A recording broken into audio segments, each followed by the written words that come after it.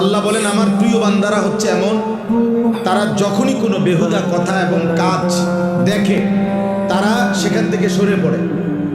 আর যদি তাদেরকে সেই বেহুদা কাজে, গুনার কাজে ডাকে, তারা বলে না ভাই তুমি তোমার কাজ নিয়ে থাকো, আমি আমার আল্লাহকে নিয়ে আছি। এবং বলে সালামুন আলাইকুম, আমি তোমার জন্য কল্যাণ কামনা করছি। এবং এটাও বলে তুমি যতই ডাকো লা নাবতাগিল জাহিলিন, অজ্ঞ মূর্খ নাফরমানের সঙ্গী আমি কখনোই হব। তুমি আমার ডাকতে পারো, আমি আসবো, আমি অজ্ঞ মূর্খ।